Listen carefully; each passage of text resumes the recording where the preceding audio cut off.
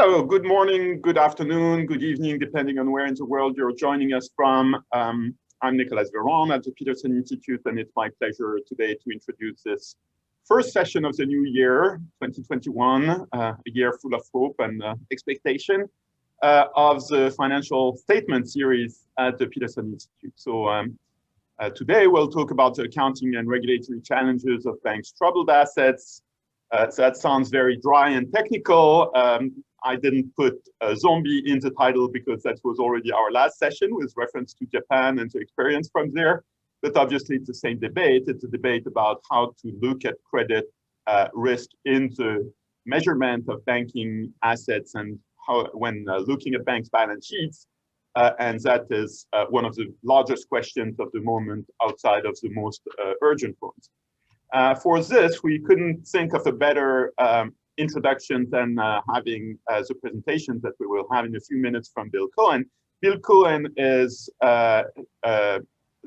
currently the chair of the advisory council of the IFRS advisory council, the advisory council of the International Accounting Standards Board, which sets international financial reporting standards. But he's got a lifetime of experience in issues around banking supervision, so not just the accounting aspect. Actually, quoting an article a couple of years ago from Mayra Rodriguez Valladares, who's an observer of that scene, I quote her: "Coen is an extremely rare professional who not only has worked in banking, but also knows the intricacies of being a bank examiner and has the expertise in the delicate nature of crafting the guidelines for banks," which is exactly what we will be talking about today. Bill trained at Manhattan College and Fordham University, where he got his MBA. He was an analyst at the Federal Reserve Board Bank, a division of banking supervision and regulation for a few years in the 90s. And then he joined the Bank for International Settlements in 1999 and stayed there for 20 years. Mostly at the Basel Committee for Banking Supervision, where he was a member of the Secretariat and the Deputy Secretary General, and then in the last few years, the Secretary General, where he was, of course, instrumental in the Basel III package, which was the major reform of Basel standards and the Capital Accord following the Great Financial Crisis. Bill left the Bank for International Settlement and Basel Committee Secretariat in 2019. Since February last year, he has chaired the IFRS Advisory Council, where he was a member before.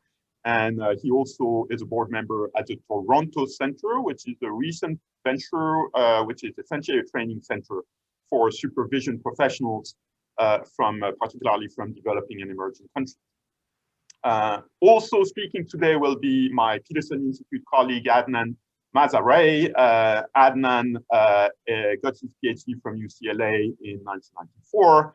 He then joined the World Bank and shortly afterwards the IMF, where he also stayed in that case more than 20 years until the end of 2018, and has gone through too many positions at the IMF that I would go into the detail of them.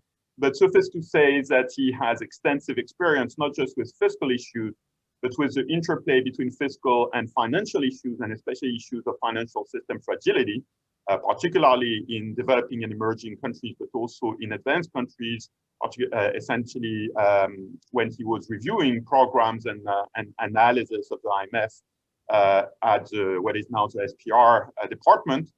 So a practitioner's experience to give the counterpoint to Bill's experience as standard setter. So that's, as I said, I'm very much looking forward to not just technical, but also big picture views on how to think about bank balance sheets in the period going forward when credit risk will be very much on the agenda. And on that note, Bill, over to you. Okay, thank you, Nicolas. Thank you very much for inviting me here today. And it's always a pleasure to speak with you. I've got a few slides just to sort of set the stage. Oh, I can even see myself, which is a bit troubling. So let me start with just a little level setting, and I'll start with stating the blindingly obvious, the impact of COVID-19, the unexpected, the unforeseen, the unprecedented shock in the financial system. It's been managed pretty well during 2020. We're going to see another wave, though, coming our way. So that's the first point. Just the terminology: loan loss reserves, loan loss provisions. They're not interchangeable. They're not synonymous. Loan loss provisions, they're an income statement. They're made on a regular basis, a periodic basis. They maintain the loan loss reserves, which is reserves are a balance sheet item, a contra item on the balance sheet. In the U.S., typically referred to as allowance for loan and lease losses, the ALLL. So I'm going to say a few words about the accounting standards, but so I'll talk about the new standards. I'll talk about supervisory guidance, and maybe a little bit about risk management. I guess my main point here is that I hope you can forgive me for, I don't equate everything in life to bank regulatory capital, but probably far more than I should. This is, in many ways, it's reminiscent of the debates and the discussions we had about setting standards for bank regulatory capital.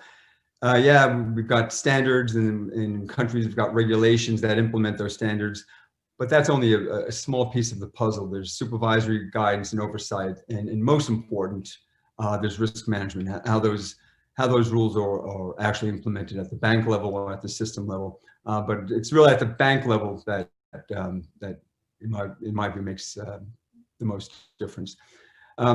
Okay, but first on the accounting standards, let me say a few very brief words about the background.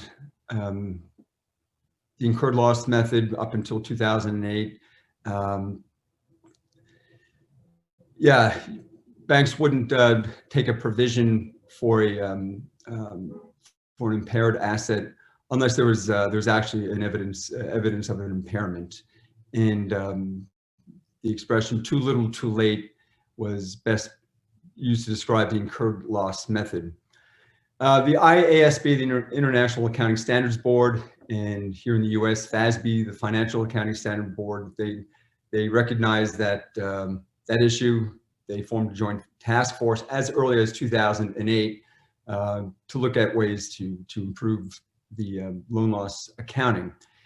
It was supported by the G20 leaders, actually, in their communiques, the leaders' statements following the summits in London, Pittsburgh of that year, 2009, supported that move. It was very strongly supported by the Basel Committee, the other standard-setting bodies, and so the IASB and FASB went down that road.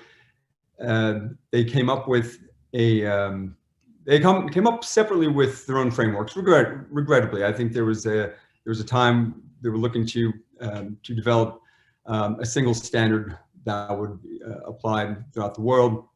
Alas, they didn't. But that's right. I'll get to that in a second. When the standards came out, or in anticipation of the standards being introduced, there was quite a bit of discussion about the day one impact, the transition from the incurred loss method to the new expected credit loss method, the ECL. As it turned out, that was way overblown, I think. So we've gone from too little too late to too much too soon in the eyes of many bankers. And I think fast forward to today, I think first of all we've got better disclosure, we've got a better, more accurate reflection of the assets on banks' balance sheets, and I think it has served us very well so far up until this point in the crisis. So the new ECL frameworks, the IFRS 9, which is the International Accounting Standard Board ECL framework, it was issued in 2014, became effective from 2018. The CECIL, which is the US style for expected credit loss, CECIL is the current expected credit loss framework. I was issued a couple years after IFRS 9 came into effect, and it just became effective for listed companies last year, and it'll come into effect for the rest of the bank population here in the US this year. There are different frameworks, but there are some commonalities. Better information, more useful information. I mentioned disclosure a moment ago. So that's improvement. Forward-looking, that's probably the biggest thing. There's no need for an evident impairment, a trigger event to have occurred before a bank can report a loss. And the measurements for expected credit loss, historical, backward-looking, current point in time, and for the first time, these forecasts, including macroeconomic forecasts. What's the operating environment going to look like in a year's time or even further? So there are common attributes. There are some differences, of course. The IFRS 9, it looks at the taking provisions in 3 different stages, while CECIL, the US version, that's known for the life of the loan. But nevertheless, they're both expected credit loss frameworks, and they're both forward-looking, and that's the important thing. So that's the standards part of it, and you have to recognize that IASB and FASB, I think those 2 standard-setting bodies do a fantastic job at consulting. My years in Basel, I've spent an enormous amount of time issuing consultative documents, meeting with interested parties, and taking all that feedback into account before finalizing a standard. I think the accounting standard setters do a fantastic job of this. In fact, they've been criticized for taking too long in consulting. I think they do a really good job. So those 2 standards were put out after a tremendous amount of outreach and consultation. So that's the standards. Think about now the implementation, the oversight, the supervision of those standards. Leading up to the introduction of IFRS 9, as well as CECIL, there was a tremendous amount of supervisory guidance issued. Now, just look at last year, all the guidance that was issued in the context of COVID and the implementation of the new ECL framework. So we had something from the IFRS, it's from the foundation itself, the IASB itself, the ECB single supervisory mechanism has put out FAQs. The Basel Committee has done so, the Federal Reserve, and many others. So there's a tremendous amount of guidance about how the new frameworks should work in this intense shock to the system. So I think that was, I mentioned earlier, I think from a supervisory, from a regulatory perspective, I think the crisis has been handled extraordinarily well so far. We've seen national programs to support the economies. We've seen in parallel all the FAQs and several supervisory and regulatory measures taken to ease the strain, the unexpected intense strain that we've seen so far. And this takes the form of loan accommodations, loan modifications, debt restructurings, working with borrowers, classifying loans. All those measures are supervisory. We've also seen temporary changes to the leverage ratio in both Europe and in the US. So I completely support and applaud the supervisory authorities for taking these actions. Provides some much needed breathing space. Of course, it comes at the expense, possibly, of obscuring the true reflection of the bank's assets and the firm's financial health. I think that's understandable.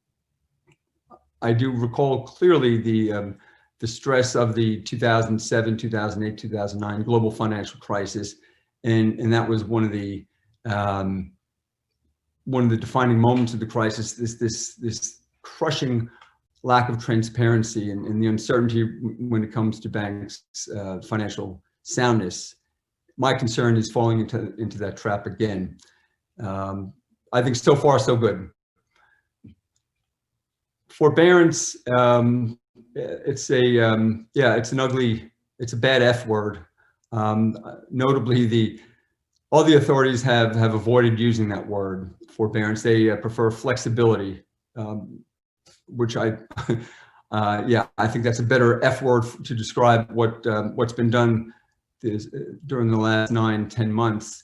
It is a double-edged sword. It buys time for for the crisis to pass.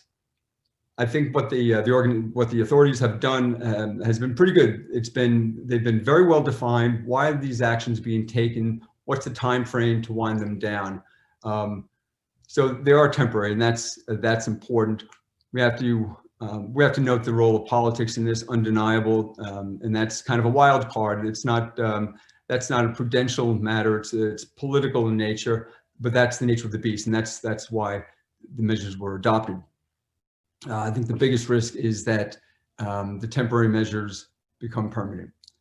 All right, so let me just finish up. I was hoping to set the stage here, Nicolas, and let me just finish up by saying what do I see as some of the next steps and what should happen from a policy perspective. I've heard quite a bit in my days in Basel about already assessing the Basel III framework. And I think that's, from a policy perspective, that's really, really important. I think here too, with the ECL frameworks, I think that's also important. But in all those cases, capital, provisions, you have to do so from a position of data.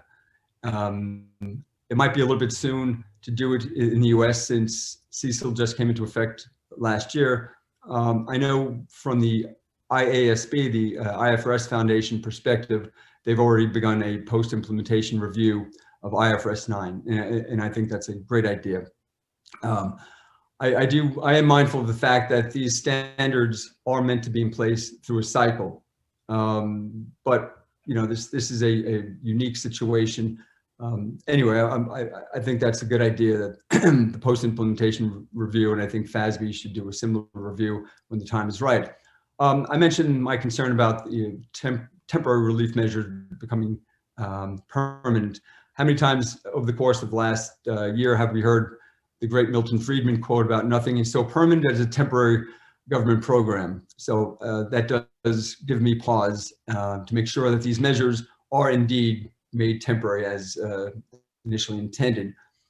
Forbearance is a very slippery slope. That also makes me a little bit nervous. So far, so good, but it does obscure. It does have the tendency to obscure true nature of a balance sheet, and it can be very easy, very difficult to unwind once you've gone down that road. And finally, heightened supervisory focus, and I highlight supervisory focus. I don't think regulatory measures are needed to look at how banks are dealing with the COVID-related risks. So I do think that the supervisory authorities are going to look very closely at a bank's strategy, how they're managing credit from the underwrite, starting with the strategy, underwriting, loan collections, and so forth. Compliance and operational risk, of course, from COVID, also important points. So, Nicolas, I will leave it at that and hand it back to you. Thank you so much. And I have to mention that your slides are already on the Peterson Institute website, as usual in the series. So, so they're available for all participants and also going forward. Adnan, over to you. Thank you. Thank you, Nicolas, and thank you, Bill, for your comments. I agree with everything you've said and the clarity with which you mentioned them. I'd like to make a couple of points, especially with emerging market countries in mind. When I look at the post-pandemic landscape, two issues stand out from an economic and financial sector stability perspective. First, exit from the sizable forbearance has been provided to banks.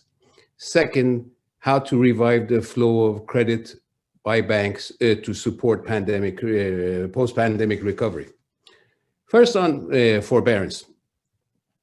How much forbearance should be given and until when will of course depend on the evolution and the impact of COVID in each country. But in deciding on exit, it's important to distinguish between giving forbearance to banks and disclosing them. There is limited information on how much forbearance was provided to each bank in some countries. And there's also some non-uniformity in the disclosure of that forbearance. These problems are bigger in emerging market countries where supervisory capacity and power are constrained. There's therefore much information asymmetry about the degree to which bank forbearance has affected the health of each institution. On supporting growth, one of the post-pandemic challenges will be how to assess how much the income streams of households and firms have been affected by the pandemic, while their debt burdens may not have declined commensurately. This is partly due to the fact that in some countries, forbearance programs have not in turn been passed on to the real economy.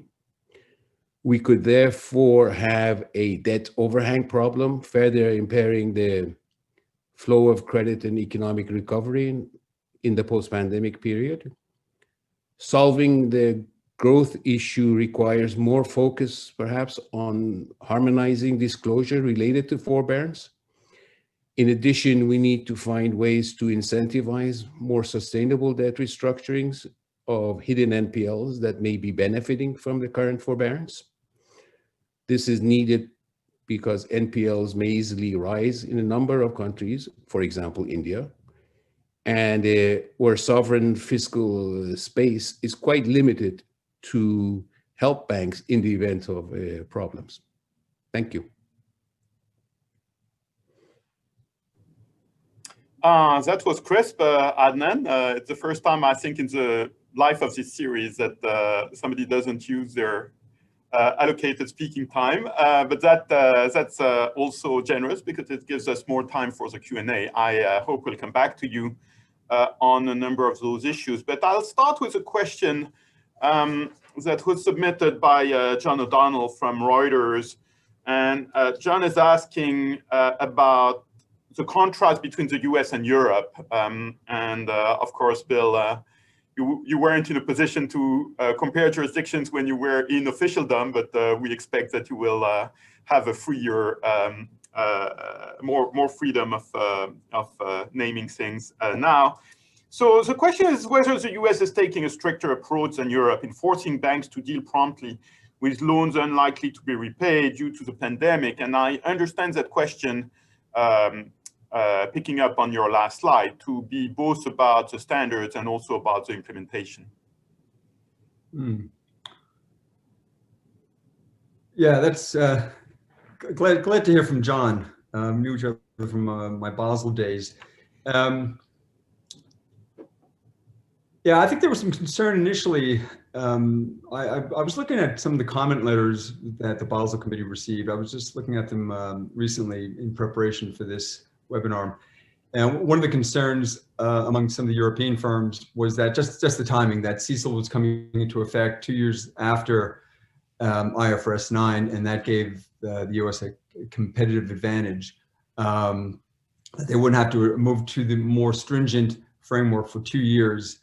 I don't think that really came to pass. I remember looking at provisioning levels 2017, 2018, and if you look at European provisioning levels, so provisions as a percentage of NPLs or as a percentage of gross loans, European banks didn't really fare so favorably compared to not just the US, but the rest of the world.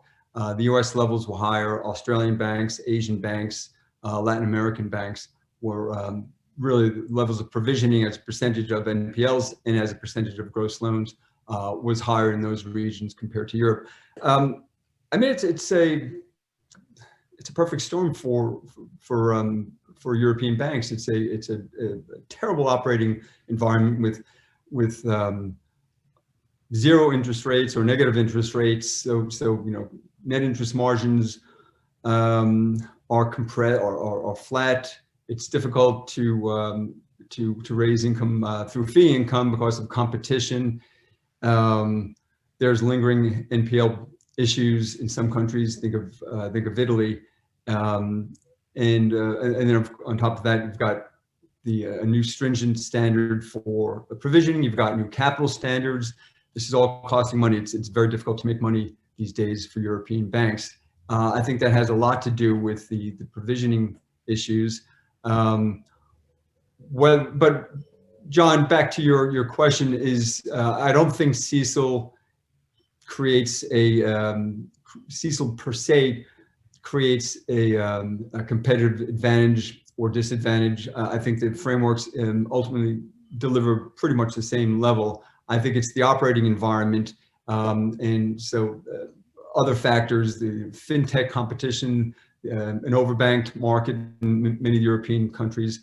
I think that's really driving the level of provisioning. Probably not so much the frameworks themselves, but the other factors that the banks have to contend with. I cannot resist asking a follow-up question, which is on banking union and the creation of the single supervisory mechanism. And you've observed that, of course, from your vantage point of the Basel Committee, because you were as the Secretary General at the moment when the SSM was implemented and introduced also as a member of the Basel Committee. Is it your perception that it has made a difference or none at all? How would you look at that? I think it's made a tremendous, I think just the introduction of the establishment of the SSM, the single supervisory mechanism in 2014, I guess it really came into effect in 2015, if I remember correctly, a tremendous positive difference. I think the system is I think it's made the supervisory mechanism far more effective. It's still pretty complicated because of the given the role of the national competent authorities, as they're called. But compared to what was there before the SSM, I think it's made a tremendous difference. I listened very carefully when people like the former chair of the SSM, Danielle Nui, the current chair, Andrea Enria, and many others at the ECB and within the SSM have called for greater consolidation. This is, this is a critical next step. I see the ECB put out some guidance the other day on consolidation, and so this has really got to happen. Banking union, it makes a very big difference, but there's got to be a great deal more consolidation than what's been done. There's been very little, in my view. Adnan, any comments on the US versus Europe contrast? It appears to me, as a non-practitioner of that area, that the US, the key difference will now be the guarantees that have been more relied on in Europe than the US. Therefore, there will be some greater comfort in Europe about European banks and some of the firms borrowing than in the US. Bill, on this, are there any technical issues associated with those guarantee programs? I mean, typically in Europe, they are not fully guaranteed. There is a 10 or 20% risk retention at the bank level. But from a standard setter and accounting perspective, do you see a challenge with those guarantee programs, or do you think the framework is fully complete to deal with them?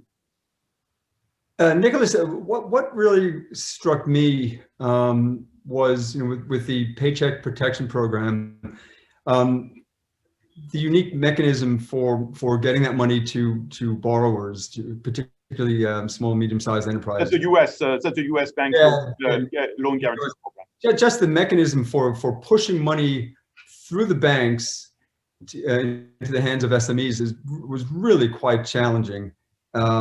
It's the banks still have to do their credit, their risk assessments, their underwriting, and I think the banks will criticize for not getting money out quickly enough, and they'll be criticized when there's when there are asset quality problems associated with those loans. So that was a really unique approach to getting the money out the door into the hands of those who need it. But I think there'll still be some issues, terrible inefficiencies and waste with the guarantee programs in Europe.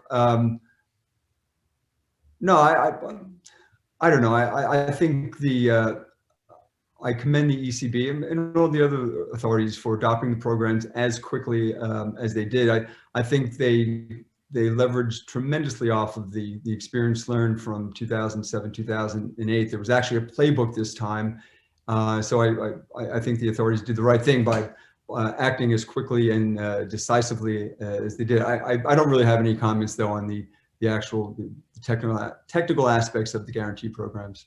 I have a question from Simon Gleason on the bank equity valuations, and Simon notes that they're currently suggesting that investors simply don't believe that even the fully loaded IFRS 9 CECIL estimates are right. They think that the true levels of NPLs are much higher than what's been disclosed by banks in their financial statements. So what could be done to increase market confidence in these numbers, Bill?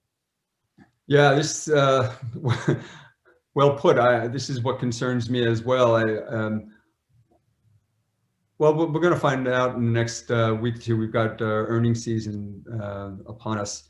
Yeah, this is the problem with forbearance and working with customers. It's all completely necessary, but it really does obscure the true nature of the soundness of an organization and the quality of its assets. I don't know. I mean, I look at all the big banks' financial statements when they're issued, and I can't say that the NPLs are understated. If I were to learn that they are, I wouldn't be surprised, but I haven't seen any clear evidence. I know there are suspicions, but that's not an unintended consequence. That's a fully intended consequence. Yeah, in many cases, loans aren't performing, but it's such a unique, hopefully short-term cause of that once the pandemic is under control, people go back to work, economies get back to a somewhat normal level pre-COVID, a lot of those problems are expected to go away. And in cases when they don't, well, there's the government guarantee programs to kind of make banks whole or to help borrowers make their payments. So I'm not that worried about NPLs being overstated, at least in the very short term. But as I said in my slides, this is something, something to look out for on a longer term basis. I have a question about loan moratoria. So we discussed forbearance, but of course there are two levels of forbearance, right? There is the supervisory forbearance, which is supervisors giving banks a bit of slack, and then there is loan forbearance by banks on their borrowers, which is a related but different set of challenges. There's a question by from Tom McLeese.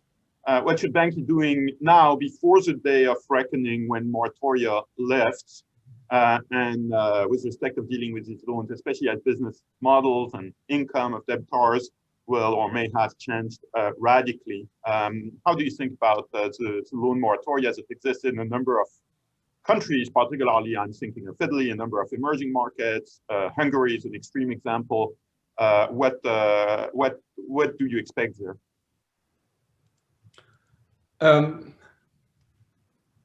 One of the most important things as a bank examiner, the whole loan review process, and you sit around a table with bankers and you look at credits and you discuss the classification and the payment, the customer's willingness and ability to repay. You look at collateral, all those things. Any hint of a bank restructuring a loan, modifying a loan, just to rolling over loans to give the customer some breathing space was yeah, very negatively viewed. So everything that examiners and bank supervisors have been asked to do this last year, it's really counter to the way the process is meant to unfold. And that's why there's been lots of supervisory guidance to supervisors in dealing with the banks, and for banks in dealing with customers. It is such a unique situation that yeah. So I think I think it's difficult from a supervisory perspective to really move away from that standard operating procedure of loan review and all of a sudden do what we've been telling banks to not do, which is go easy. It's a temporary situation. It's give it a little bit of time. I have no problem whatsoever with forbearance, and I've said this publicly as far back as a year ago or last February. In a time of crisis, authorities have to do whatever it takes to maintain financial stability, and that's fine as long as it is on a temporary basis. Similarly, it's a sensible parallel that supervisors have to take a unexpected action to in a unique situation such as this to to put the foot in the brake a little bit and to give banks a little bit of time. So I don't have any problem with that. I just need to be reassured that this is not a long-term thing. Adnan, on the loan moratoria, especially in emerging markets. Key issue will be that, of course, Bill is right about giving forbearance to, especially to cases where issues are mainly of liquidity. Inevitably, however, there will be some borrowers who will be insolvent. The problem is the infrastructure for addressing insolvencies in some countries is not strong enough to address mass problems. So therefore, in a lot of countries, there needs to be greater incentives and facilities for out-of-court settlements and unofficial, meaning, again, without the direct involvement of supervisors, restructuring of loans. That's it.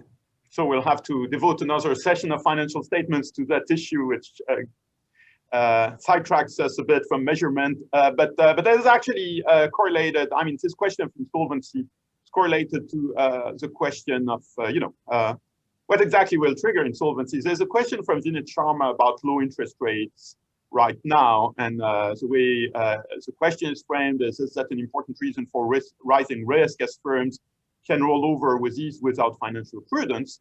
But you could also flip that question in the sense that with low or negative rates, maybe insolvency is no longer what it used to be, and maybe debt overhang the same way it works for sovereigns, an argument that has been made by Olivier Blanchard, for example, at the Peterson Institute. Maybe for corporates it's the same, right? I mean, you can have very high debt ratios and not be so worried as you would be in times of higher policy rates. So how do you think of this whole issue of debt overhang, over indebtedness, also in the way loans can be assessed from an accounting and prudential perspective, Bill? Yeah, the debt serviceability is not what it would be if rates were quote unquote normal, whatever normal is. But if they were north of 0%, then the ability to service debt is going to be far more challenging for borrowers.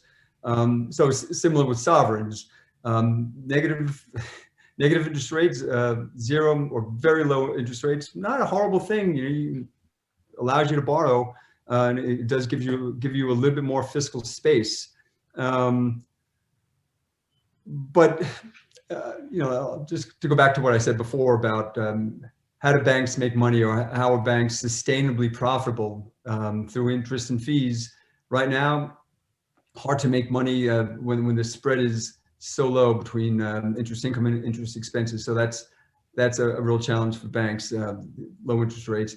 And but that means that if you think of zombie firms, right? I mean, a firm that has high debt in terms of the volume of debt, I'm not talking about interest expenses, is not necessarily a zombie according to the same criteria as could be applied before, or do I get this wrong? Yeah. Adnan? Agree with that. First, a couple points on the low interest rate environment in the advanced economies. One, there is argument to be made that these low interest rates are affecting the profitability of banks and therefore their ability to recover. Two, when interest rates are very low, it is easier to finance and refinance zombie firms. And that problem could be increased in low interest environments. In the case of emerging markets, though, interest rates are not as low. That's right. And banks are perhaps more profitable because of the large interest rate margins. So that problem may not apply as much to the emerging markets. I have a question from Olga Guyeva, which in a way could have been the first question because it's so, we've heard it so much. What are your views, Bill, on procyclicality? IFRS 9 and expected credit loss create procyclicality. Should we have more countercyclical provisions? One of my favorite topics, procyclicality. I actually think, so this is the expected credit loss frameworks are actually, I think, very cleverly designed as to tamp down or to dampen procyclicality. If a bank is meant to look forward and make forecasts. So on the upswing, on the economic upswing, it's booking loans like crazy because the economy is growing, high demand for credit, but they're also taking provisions for expected credit losses over the life of the loan, not just the next year, but over the life of the loan. I think it could be a very effective device, anti-cyclical device. So I think it's a nice. I think it syncs well with the Basel framework. I do think it has the opportunity to serve as an anti-cyclical measure. Okay, I have a number of questions about the standard setting and the regulatory framework. So, because there are many of them, I'll ask you to take them a little bit in cartoonish form. I mean, not just yes, no answers, but several questions. One is, last year, Congress suspended expected credit loss. It introduced a provision into the CARES Act that allowed banks to not apply the FASB standard on CECL if they believed it was a bad idea for a limited period of time.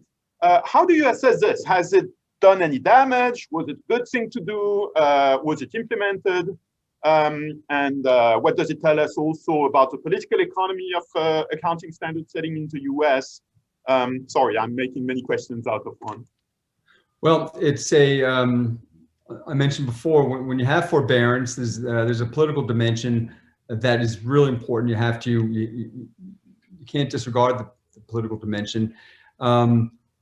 I note that it was optional, so it gave banks the flexibility to not adopt CECL. I'm not sure how many took advantage of that. I don't think it was a good idea. I think it looks good. It shows that the Congress is looking out for banks, particularly the community banks. I don't know how effective it is. It delays the day of reckoning. And it was the same with bank capital. There comes a point, all these frameworks, they've been consulted upon. There was quite a bit of outreach for the standards, including the capital standards. There comes a point where they were very well designed, and they took account of parties that are interested parties, and took account of their feedback. There comes a point in time you just have to rip the plaster off, pull the Band-Aid off, and get on with things. By the way, I have a question from Ted Truman at the Institute, or actually now at Harvard. For you, I mean, in a way, I think you already answered that question, but just for clarification, are flexibility and forbearance synonymous in your understanding of practice? Yeah, so let's refer to these support measures that were adopted over the course of the last year. Let's refer to them as flexibility. So there's a flexibility for banks in dealing with customers. There's now a little bit of flexibility provided by the supervisors. That's a good thing.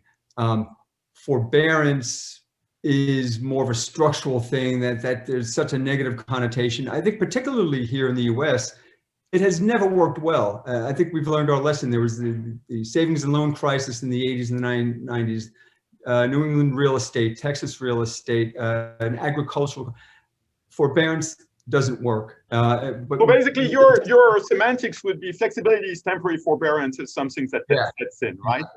Adnan, would you agree with those semantic distinctions? I look at flexibility as the room for doing things differently within the existing rules, forbearance to be more discretionary and conscious, hopefully for temporary.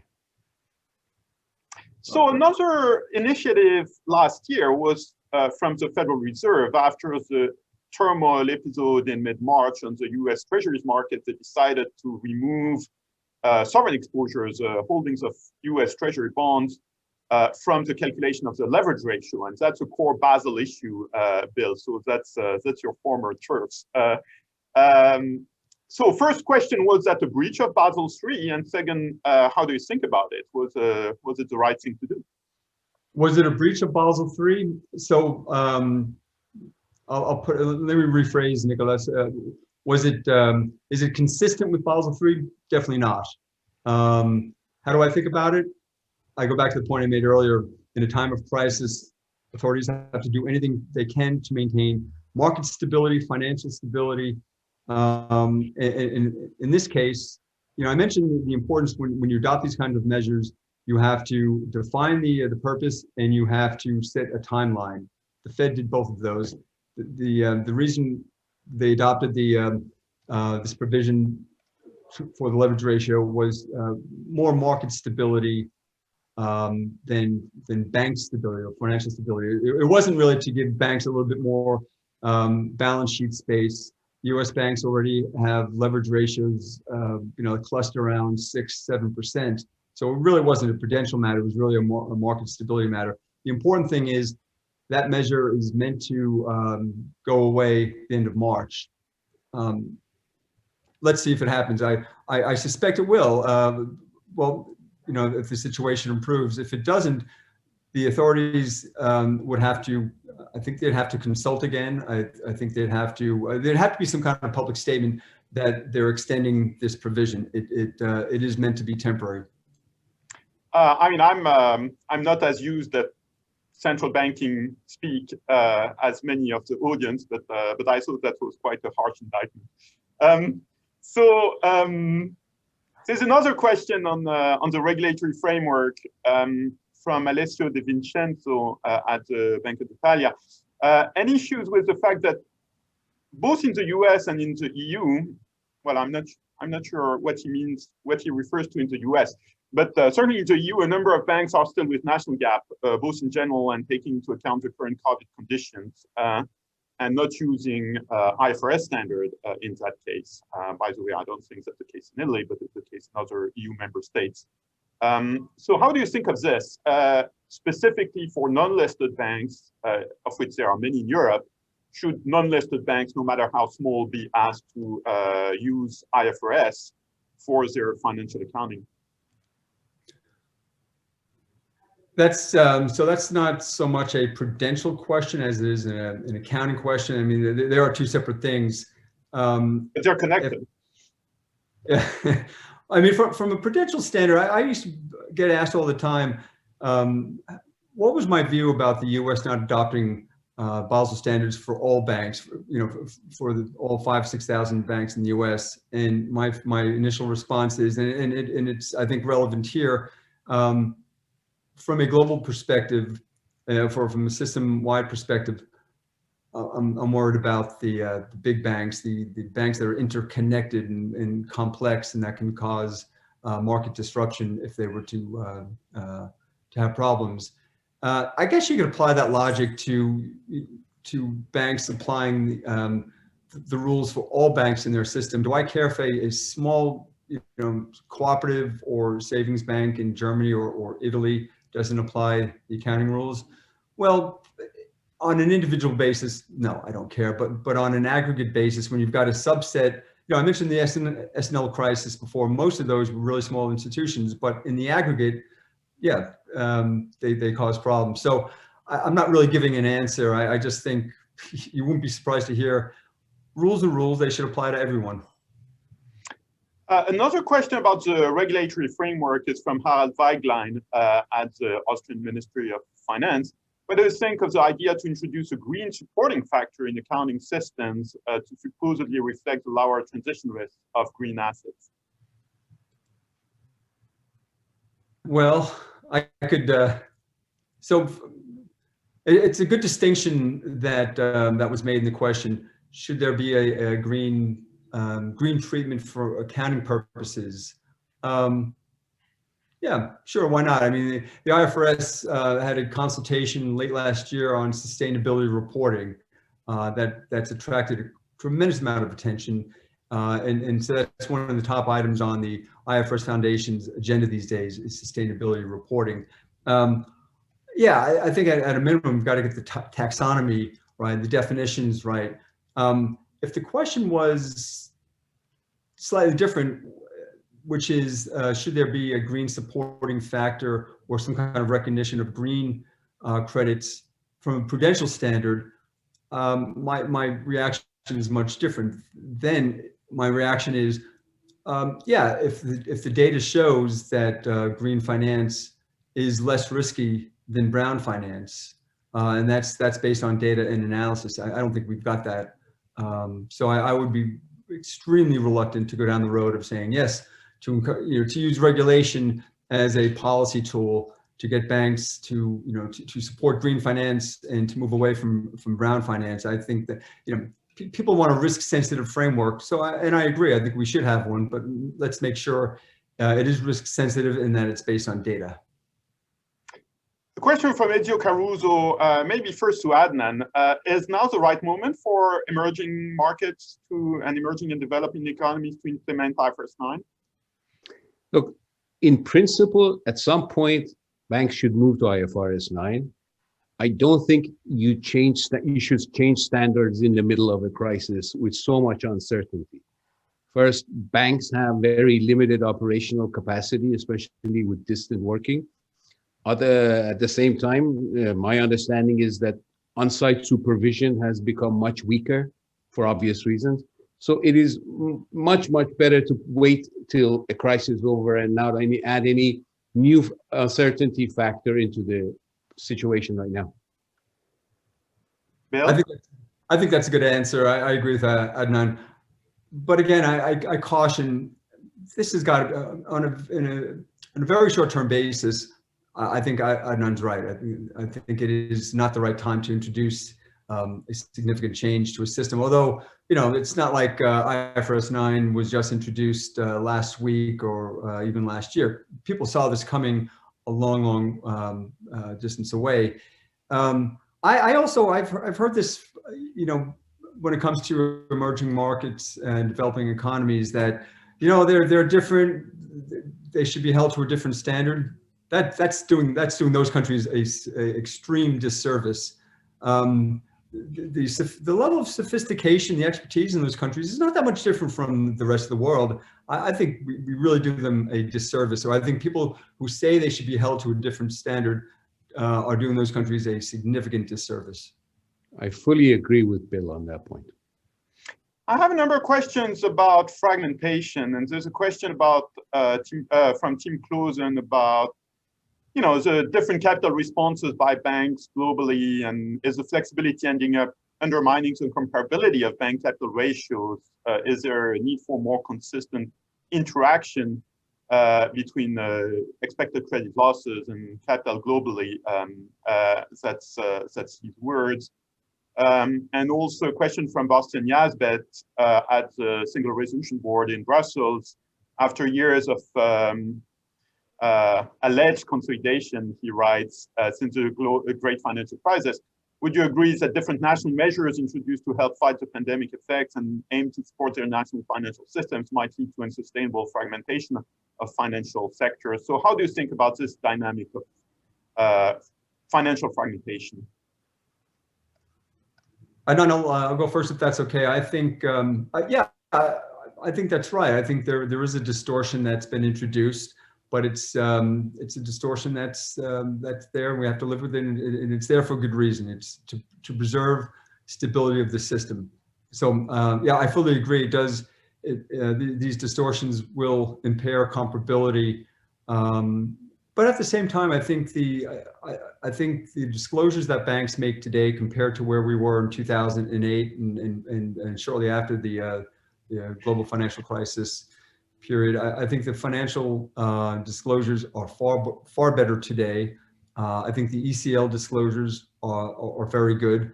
Do we want banks operating in the same exact manner? No, definitely don't. I do think disclosure is fairly consistent. I think supervision does a good job at making sure the banks adhere to the disclosure standards. So I'm not so worried about the lack of comparability. I do accept the fact that in this period, because of different national measures and support programs that were adopted, I do accept the fact that it will be difficult to make comparable assessments of firms. But that, again, I hope that's a temporary thing. Adnan? I agree with what Bill said. I would only also say that, look, some of this is inevitable because the nature of the economies and the structure of the economies, especially when you move between emerging and advanced economies, is different. And the nature of the shocks are different. For example, some of these emerging markets are very much dependent on tourism, let's say. And it is much more focused and easier to locate those than in an advanced economy where many other firms and many types of sectors will be affected. So I think it's good to have comparable standards and measures, but inevitably there will be some as we go along. There's a question from Julian Rose who sent this. Is there a contradiction between accounting regulations that encourage the use of market data on loan performance trends and competition regulation, particularly in Europe, that seems to discourage lenders from sharing granular data on business loan portfolio level performance? And if so, does that impact the accuracy of ECL estimates, and should it be addressed? He adds that in the US, for example, lenders share data that allows them to see the trends in default rates across all lenders for, say, tractor loans in Ohio, whereas there is nothing like this in Europe. And one reason appears to be the concern, or maybe the uncertainty, as to competition law compliance. Bill, is that something that requires thinking or reform? I don't know. It's they do serve, as the question points out, they do serve different purposes. It's an interesting question. I wasn't aware that, I wouldn't call it a conflict. They do vary in their purpose. I don't know if it really has hampered or if it has really impaired the information that an analyst would get in looking at the statements. I've not thought about that before, so I'm not really sure what to think of it. I do understand when you've got competing mandates, competing objectives of different types of disclosures. It does distort things a little bit. Yeah, I'm not sure either. I may want to follow up with Julian because it's interesting. It may be that banks refuse to disclose something and say it's for competition reasons, but I'm not sure there has been any enforcement action that supports that view. Yeah. Maybe we're getting close to the hour. I'll end with a cosmic question. Accounting convergence and harmonization globally. I mean, the IFRS framework, and I mentioned that you're involved with the IFRS Foundation, Bill. The IFRS framework has been tremendously successful in the last 20 years, but there is still a big missing piece, and that's the US. So you're American, you live in near Washington. There are lots of things changing in the US these days. Do you see, yesterday there was a rumor, I'm not sure it's confirmed, that Gary Gensler would become the new head of the US Securities and Exchange Commission. Do you see any prospect for the US to move again towards IFRS, maybe allowing the optional use of IFRS by US listed companies, or revive the dynamic of convergence in the years ahead? I don't know, Nicolas. I do know from my 20 years in Basel, this is, and I've been involved with the IASB and the IFRS Foundation for some time, and I've also dealt with FASB. I just know that it's a long standing issue. I think there was a glimmer of hope that the two standard setting bodies would produce a single expected credit loss framework. That didn't come to pass. My hopes of having a unified global standard, my expectations are rather low on that question. Whether or not there'll be, there's quite a bit of interaction between the two, IASB and FASB. So it's, I think both sides are aware of the difficulties that it creates, but the U.S. is such a massive market, and so many companies, both domestic and global, the international firms that do business here, they've got so much invested in the systems that they've put together to comply with FASB standards. I don't see this happening anytime soon, but that doesn't mean that that the two standard setting bodies aren't always meeting and always talking about ways to try to align to each other's standards. Adnan, you've been looking at the emerging market space when IFRS was implemented there. Has it made a difference? Look, I think it has, but I'm also, it has helped at least set the expectations. I'm also aware that in there are also countries where they attempted to do IFRS, then too much negative stuff about some balance sheets of banks came to light and they abandoned the effort. But as Bill said, I think it'll be a major disservice if we hold the emerging markets and the advanced economies to different standards when it comes to IFRS. Thank you so much. And I think there was a lot of food for thought here. Also, a lot of questions we didn't have time to address. And I apologize, for example, to Miguel Medina, Svilotti, my Google colleague, Alexander Lehman, Daniel Trinder, and others, Reinhold Rickles. Just too much to discuss, but we'll continue to pay attention, of course, to this major theme of credit loss recognition and measurement as the year goes. Our next session will be on Brexit and what we can observe from the early experience now that it's a fact on the ground on January 27 with William Wright and Nathan Sheets. And happy New Year to all. Thanks for attending this event, and thanks in particular to Bill Coen and Adnan Mazarei for what I thought was a very, very illuminating disposition of credit loss approaches. Thank you so much. Thank you, Nicolas. Thank you, Adnan. Thank you very much, Bill. Bye.